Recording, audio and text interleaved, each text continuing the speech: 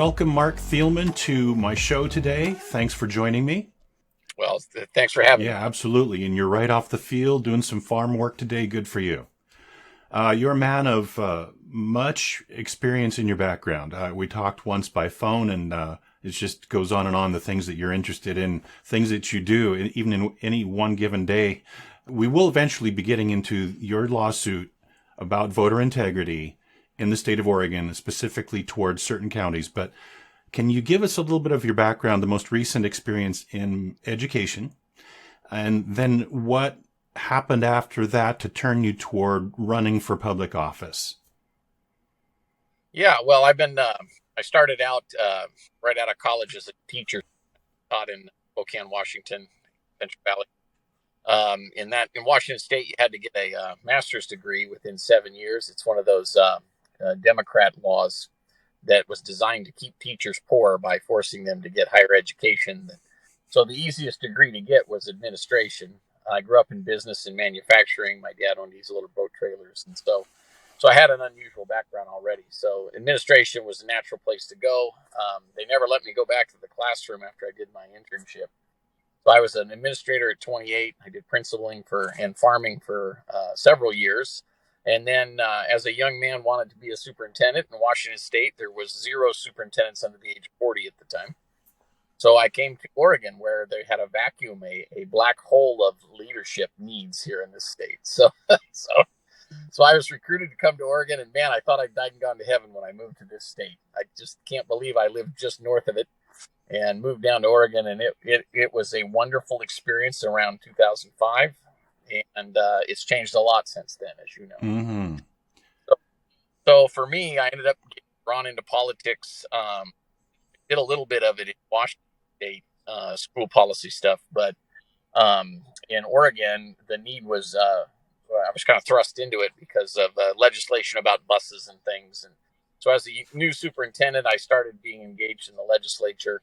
I was superintendent in Yamhill for 3 years, and that's when, in 2010, is when I broke my teeth on just about had enough, because we needed funding. And remember the recession, and Barack Obama was president. And in Oregon, they don't fund schools. Democrats didn't fund schools in the state, and that's the opposite in Washington. If you wanted money, you went to the Democrats. In Oregon, if you wanted money for public schools, you go to Republicans. So that's what I did, and ended up getting some small remote elementary school funding reform, which salvaged the Yamhill School District. It's been strong ever since. And then I went into, decided that since we passed all these laws, that I was going to go to Alsea School District, where I could be my own administrator. In other words, I wanted to go to a tiny school where I could do real innovation and real work and not have to work around principals who were politically and ideologically opposed to education based on merit, competence, helping kids find their talents, all of the things that we would traditionally see education being. And so I went to Alsea, and I was there for 11 years, and incredibly successful run. Chartered the school district, did busing for other charter schools, and kind of created the school in the black. That wasn't the case when I took it over, of course. And when I took over, it was about a $2.3 million budget. In my last school year, we were well over 18 million, and we've grown from about 140 students to over 1,000. Wow! So it was a successful run. How did I end up getting into the position to run for governor? Right. You can see the marriage. I was always the oppositional conservative superintendent, and believe me, there were more back when I first started in this state. But as of the pandemic in 2019, I was the only publicly declared conservative superintendent. There are 0. There are none. And that's pretty scary, because if you are conservative, you are run and attacked, and you're turned into the ethics commission. I've been investigated 17 some odd times. I don't know. I lost. And of course, if you're comfortable with that, like I am, I'm about results. I'm about meeting the needs of kids and families. I'm about discerning rather than judging. And so you can see it was amazing, because when COVID hit, I knew that we were in a situation in which literally the most incompetent human beings were in charge of every government entity, because I'd worked with them in politics for 10 years. So I knew how bad it was going to be. And I was not going to subject my staff or my students or the community in Alsea to the kind of malfeasance that every other community experienced. So that's a tough position, Todd, because when you're a school superintendent, I can do innovative things. And then if I push a little too hard, the state will come down on me, like they did multiple times over my 11 years in Alsea. And I would go and pass a bill or influence a legislator. And so they were wary of me. So as long as I, didn't push too hard, and if I got a little uncomfortable because I'm getting letters from whatever department, I could take a breather for 3 weeks because the government doesn't accomplish anything. So you just stop, and then they don't hear from you, and then you pick it up 6 weeks later, and then they start their little concern process all over again. And so as long as you can do that, you can be an innovative conservative superintendent and produce genuine results that cause parents to drive over 50 miles to meet the bus stop to send their kid to Alsea. I mean, I've had dozens of families do that. It's just amazing what parents will do to get their kid a good education. Wow. And so the piece that was difficult is, as you know, I was the only school district that stayed open K-12 from the get-go in the pandemic. And that was a tough thing to do. And part of that was because, we created the rural school exception. And I had a little bit of a lot of influence in creating that exception that Kate Brown allowed early into the pandemic. So, and then we didn't have any outbreaks. Remember the narrative. And so it was you couldn't take the 6 weeks off to let the state get distracted, you see, because we were open every day and not having an outbreak. And so what they did is they all of the safety protocols and things that we created. I'm a science guy, I'm a biologist, science teacher, etc. So you apply action research. So we would keep data on what we were seeing with the COVID, and then we would make reasonable adjustments to keep outbreaks out and keep parents informed and notified. And so all of the stuff like test to stay, I'm sure you heard of that. Alsea was way ahead of the state in every step of the way. And we ended up changing our protocols when we went from the first COVID virus to the Delta. Remember that? Barely. And I'm trying to forget it, actually. Well, yeah, well, the thing is, the state can't change the rules, right? The virus, the Delta, was completely different. It was much more contagious.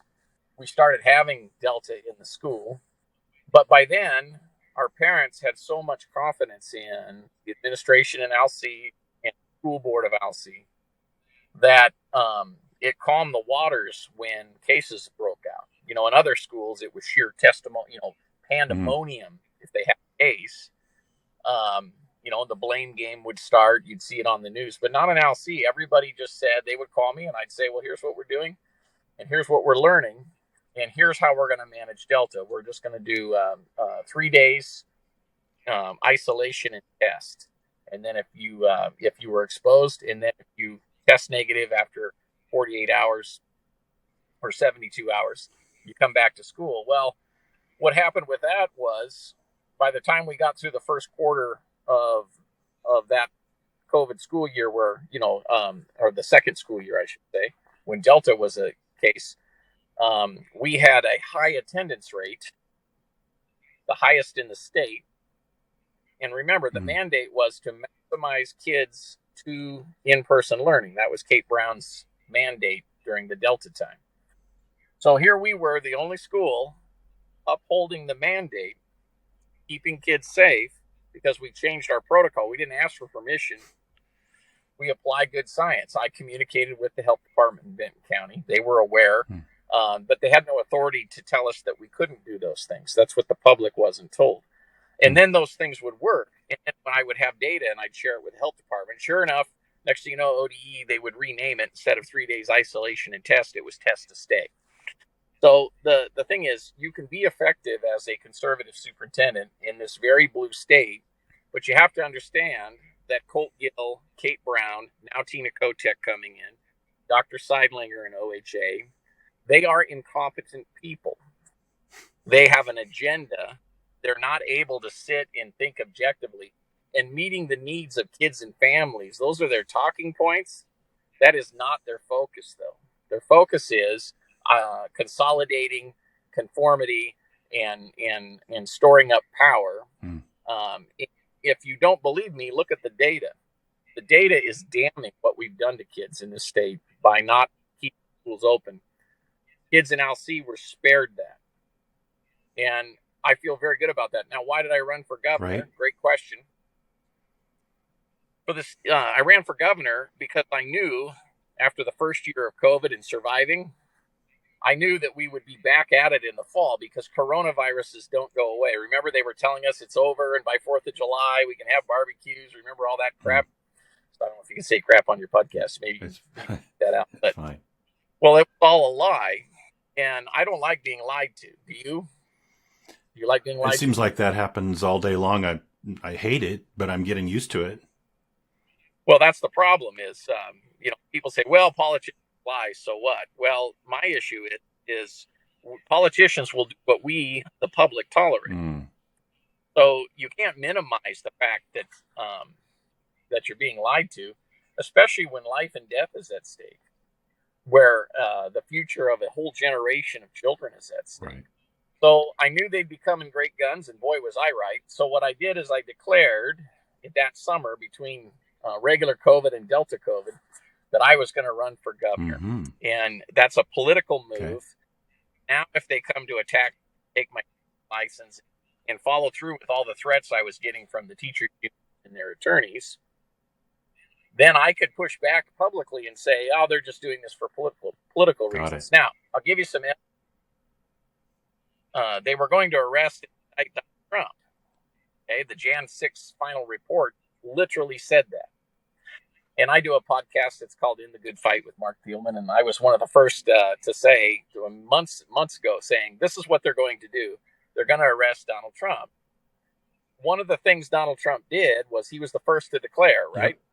Right after the election, boom, all of a sudden, bam, he declares he's running for president. Todd, I'll tell you why he did that.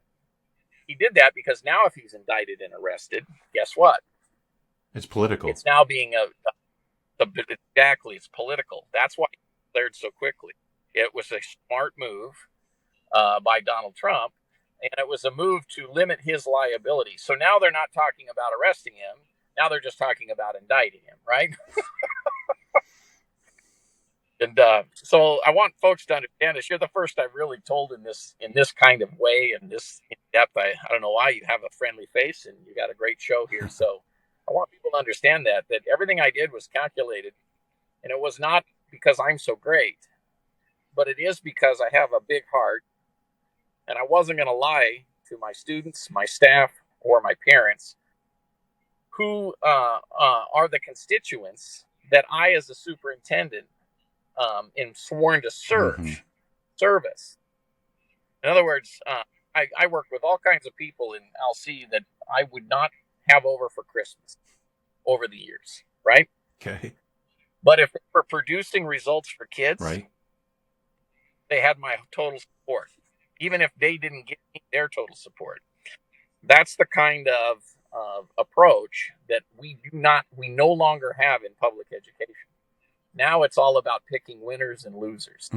And which is why I say to parents who are conservative, get your kid out of public school, because you are not represented. Your values will not be represented, and your children will be harmed because their beliefs and values will not be tolerated. It's a critical issue. And so I encourage parents. Now, if you can't take your kid out because you're not in a situation where you're able, make sure you're paying close attention and talk to your child frequently about what they're being exposed to in the school and in the school district, because it is shameful. So many school districts are still doing the old, you have to attest as a parent if you want to go on a field trip with your child. Basically you sign away all your rights as a parent, and you have to get immunized and immunize your kid. Mm. And all of the data coming out about vaccination, I called data from day one. I am unvaccinated. I never told my staff not to get vaccinated. What I did tell them was, if you're healthy and you're these vaccines aren't going to work. Because I read the actual, we had that leaked doctor's report or virologist report out of California early in the pandemic. I don't know if you ever read that. Well, I saw a couple of virologists talking, or people who were experts in Southern California, and they were shut down really quickly after that. Yeah, well, I was fortunate to get a copy of that before it was kicked off the internet, suppressed. When I read it as a biologist, I went 180 degrees on that vaccine because I was kind of excited about this cool RNA technology, right? Mm-hmm. And then when I read the study, right there, you could tell. So when you manipulate an RNA strand of, or a DNA in the case of Johnson & Johnson, if you got a virus that's been manipulated in the lab, it's like when you log trees, you leave a tree stump. So there's a little tag that gets put on to insert the genes with this CRISPR process that they use. It leaves a trace. So you can tell, a good virologist can usually have some indications. In other words, everything, information, anytime small molecules interact, a lot of times they leave a trace, you see. And so the thing is, right then I knew something was up because it was really weird. I thought, why are they suppressing this when any idiot can see this thing had been manipulated in a lab? And of course, that for almost a year, you were a denier and a crazy person if you said or believed that. I never got vaccinated because I no longer trusted what our government, the CDC, was telling us. And when you look at I would have to say, Mark, that a lot of people suspected it. Most people didn't even know. And to even try to come up with evidence, which you obviously saw and understood right away, but so many other people, me included, I wanted to say this to many people around me, but I didn't really have anything in my hands that I could produce. But you understood it, you saw it, and you were able to act on it and communicated it well to your constituents there in Alsea. Yeah, and you remember. So what did the government do? The government came in and said, if you want this funding, they forced us to sign an attestation. And of course, I signed it. And then I started spending a lot of that money before I ended up with the mask thing, which made me famous, right? Was the way that the government works is they couple funding and force you to do what they want. That's how this Democrat state of Oregon has become. It didn't used to be this way. You don't have real local government. You don't have a local government. It's all theater because almost the vast majority of county funding is coupled. In other words, they have to spend it the way the state tells them they have to spend it. Well, that's how it was with some of these COVID funds, of course. And so the thing is, they said, well, if you sign the attestation and you receive these funds, you now have to fire people who don't get vaccinated. So, of course, there was a major pushback because I was one of them that pushed back right in the meeting. Dennis, we got pulled ahead of the public a couple of weeks ahead. And, of course, I typed right into the chat, nope, this is unconstitutional and we're having to inform consent. And, you guys should start telling. Of course, I get threatened and kicked off the chat. See, that's how our education officials treated us. Now, as you know, they did allow for a religious exemption, but then they said that we were to have a tribunal to assess the sincerity of somebody's religious thing. That's insane. Well, I hadn't heard of that happening. I was suspicious that it could, but it must have happened because. Oh, yeah. And it happened in every district, all the big ones, especially. Now see, guess how many people I let go? Zero. So if you got a religious exemption, it's so important. The state said you had to fill out a form and but the state wouldn't accept the form that they force you to fill out, because if they do, then guess what?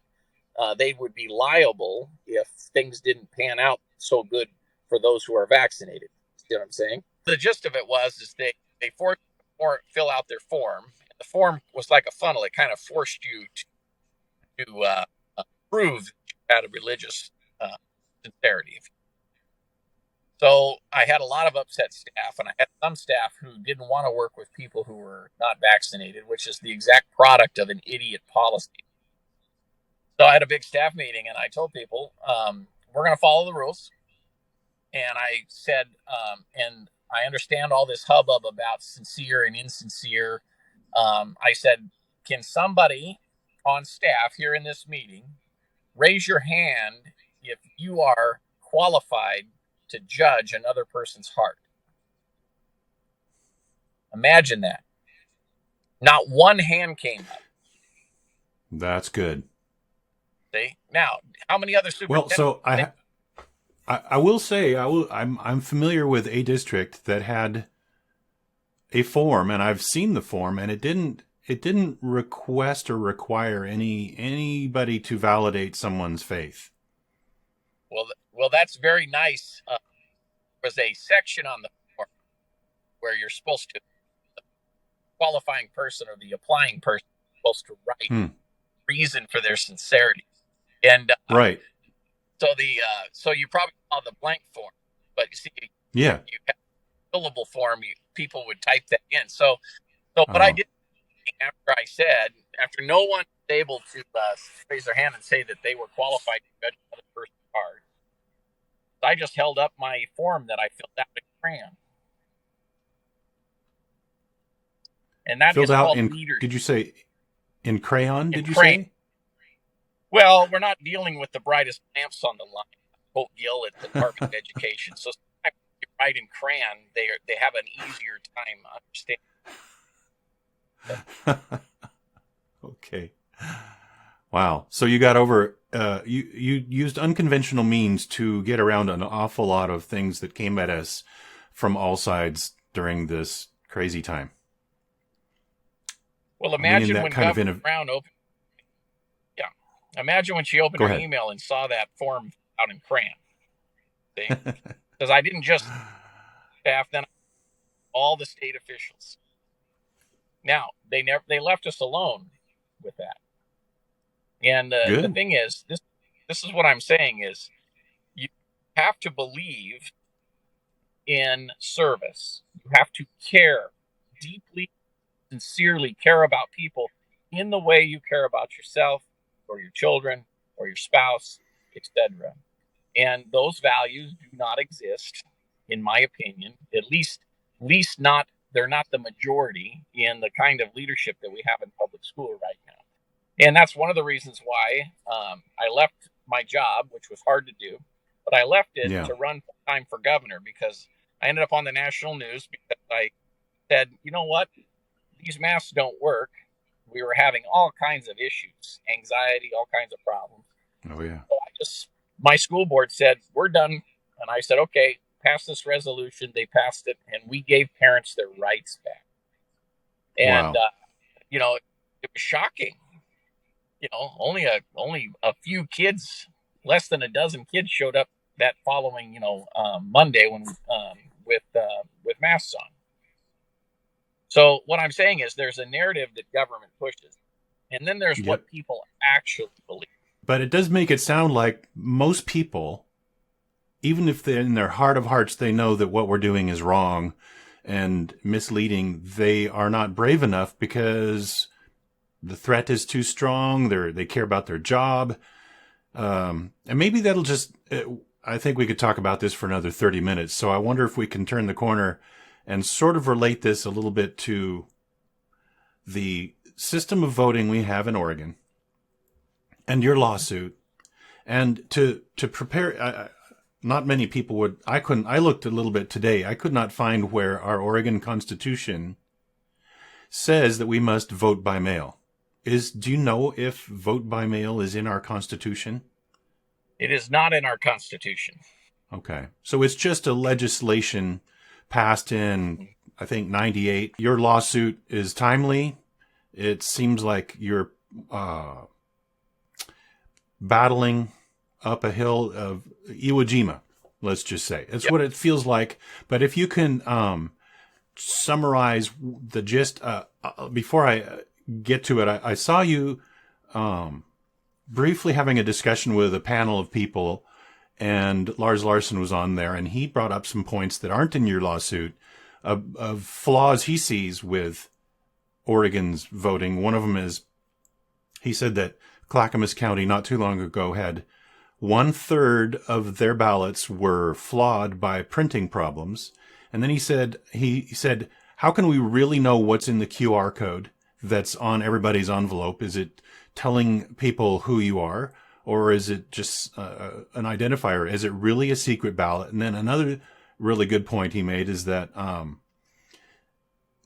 with vote by mail, you need to have a stockpile in each county courthouse, or not courthouse, but clerk's office, of ballots in case people lose theirs or whatever. And so what do we do with all of those? They don't ask for picture ID for those ballots that people pick up. That to me is just enough to say this is terrible. But you and a whole bunch of other plaintiffs not too long ago put together a lawsuit against the Secretary of State and some counties, including Yamhill County, which is my focus for this show. Do you want to go into any detail about the reasons, or you just want to say where it is right now and what's been happening? Well, two things. So the lawsuit will be, we've been notified that all 12 counties are in agreement that they're going to move to dismiss the case along with the Secretary, which is the normal protocol, something we anticipated. Sure. They then asked for an extension in January, because, the government is always on time. And to which I was like, yeah, give them that extension. And then we will have until, I believe it's the 21st, to answer. And we will be answering. And I can't give all the details at this time, but we'll have do another show. When we answer, they're not going to like the answer we give. And so there's some things that we're able to do to maneuver a little bit to force the state to address these things that are just so obviously egregious. I mean, let's be real, for sure, huge problem. Dismissing seems to be the way to deal with all of them. You just don't address the case at all. But you mentioned in the lawsuit the 2000 Mules documentary. Captain Seth Keschel said he has evidence of mule harvesting rings in Portland and Eugene. Dr. Frank did some analysis of some Oregon counties, showing that there's just too much of a consistent pattern of voter turnout, that isn't going to happen naturally. It's going to happen unnaturally. Counting machines should not need additional databases. That was in there. There are more Oregon registered voters than those who are eligible. I mean, all of those are come to a stop. But I go back to November 3rd of 2020, and I saw weeks of people testifying about some crazy stuff going on in there, where they were counting votes, and all of those seem like, how can you argue with this? But here we have no progress. What the left does, it's very simple and it's very predictable. That they ran the same game in Arizona with the Carrie Lake and Mark Fincher case. Yeah. In the case of Carrie Lake, she had a trial, and I encourage people to look at the trial, because they don't follow the rules of the law. Not even the judge in that case. The judge is supposed to look at things based on statute or constitution or both. Okay. But Arizona had passed a statute that allows electors to challenge for very low bar reasons. But none of those things were upheld by that judge. And which is why Carrie Lake is appealing, because she's probably, if she can get judges to actually apply the law, she's has a high likelihood of winning an appeal. And I hope so. Well, and the thing is, it's similar here in Oregon.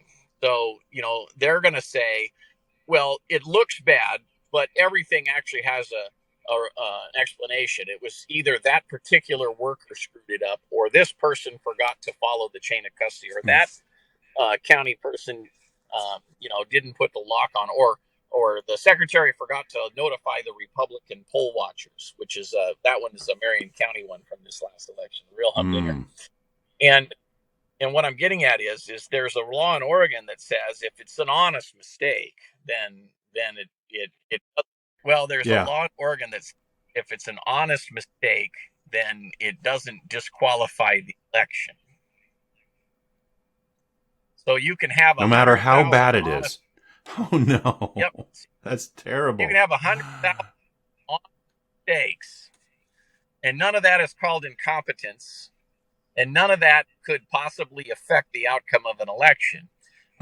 It see that we were all asleep at the wheel, and now we are playing catch up, which is why we have to go to court and do what I'm doing now: talk about these things in a court of public opinion. So how can we citizens who are absolutely fed up and feel like there's nothing we can do, how can we help you get this going? Just besides prayer, which I'm sure would help a lot, but is it money? Is it what? So one is they can, if you want to donate, if you got money to donate. If you can, and we need high volume. So donate to who? Well, donate to battlegroundoregon.org. Okay. Again, it's battleground.org. And Battleground is the political action committee that's funding this lawsuit, and it's been very successful. You can also go to the same website, battlegroundoregon.org, and there is a PDF to do a public records request where you can ask the county to produce your ballot envelope and your ballot.